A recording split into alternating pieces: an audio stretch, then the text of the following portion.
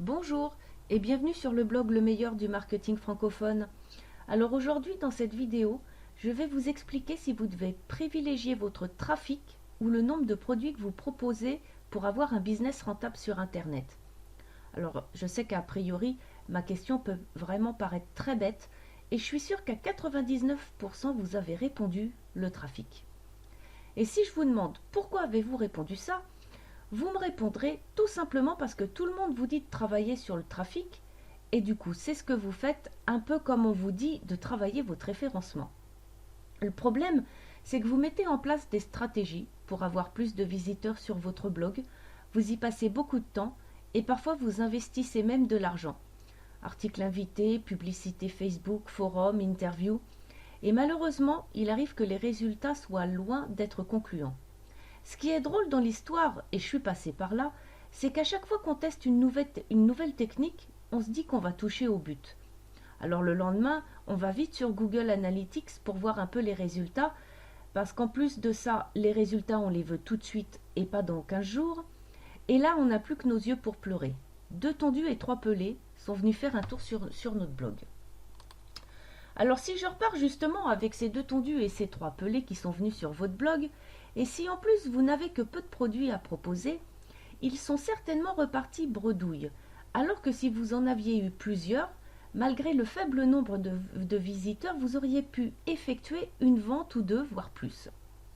Si infime soit le trafic que vous avez tout de même beaucoup plus de chances de réaliser des ventes que si vous aviez qu'un seul produit. Dites-vous que vous devez déjà profiter de votre trafic actuel pour booster votre business. Alors prenons un exemple. Admettons que vous avez peu de trafic, mais que vous ayez une gamme de produits. Par exemple, 2 en acquisition de trafic, 2 en emailing, 2 en copywriting, 2 pour capturer les adresses mail. Admettons qu'une personne arrive sur votre blog et achète un produit pour l'aider à obtenir les adresses mail de ses prospects. Que va-t-il se passer si elle est satisfaite de votre produit et que ça l'a beaucoup aidé? Eh bien tout simplement, elle reviendra d'elle-même pour acheter un autre produit. Ici, vous n'auriez pas eu besoin de courir après du trafic, car ce sont vos produits qui auront fait le travail pour vous. Mais ce que je veux vous expliquer va bien au-delà. Je pense que vous savez qu'il est parfaitement possible d'avoir des prospects, fans et de vrais fans. Qu'est-ce que j'entends par là? C'est tout simplement des gens qui aiment votre personnalité, qui apprécient votre travail, vous les aidez réellement à obtenir des résultats et ils adhèrent à vos différents points de vue. À votre avis, que risque-t-il de se passer quand vous sortirez un nouveau produit? Ils vont très probablement l'acheter sans aucune hésitation. Qu'auriez-vous eu besoin de faire pour ça? Envoyer un mail, c'est tout. Pas besoin de perdre des heures pour avoir plus de trafic. Admettons que vous soyez fan d'un chanteur, d'un acteur, de quelqu'un qui vous inspire vraiment sur votre thématique. Qu'allez-vous faire quand il va vous proposer de nouveaux produits? Vous allez l'acheter sans vous poser aucune question et vous savez que vous n'allez pas être déçu. Vous comprenez maintenant l'importance d'avoir plusieurs produits à proposer? Alors je ne suis pas en train de vous dire qu'il ne faut rien faire en matière de référencement et d'acquisition de trafic, mais pour une affaire qui marche, il faut avant tout se concentrer sur ce qui est important. Comprendre que le but de votre blog est de capturer des emails, pas besoin d'avoir une énorme liste pour faire des ventes tous les jours, pas besoin d'avoir à courir comme un fou pour augmenter son trafic, mais savoir profiter de son trafic actuel pour déjà booster son business. Votre blog doit être riche en contenu, surtout en ce qui concerne les informations que vous délivrez, et avoir plusieurs produits à proposer.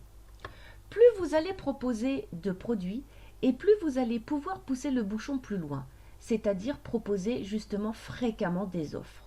Vous allez par exemple pouvoir créer des packs, faire des promos flash et de ne surtout pas oublier bien sûr de toujours les limiter dans le temps pour renforcer le sentiment d'urgence.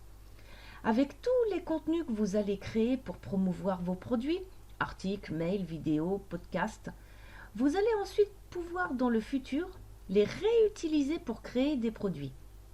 Bref, en termes clairs, les possibilités sont vraiment infinies. Et en plus, une fois que vous aurez mis en place votre marketing pour chacun de vos produits, le travail ne sera plus à refaire. Vous pouvez même envisager de faire une rotation pour ne pas toujours proposer la même chose, comme par exemple le lancement d'un nouveau produit, une promo flash, proposer un pack de formation avec une réduction, etc. Par contre, faites ça de manière invisible. Proposez toujours un contenu, un article ou une vidéo, qui donne des informations.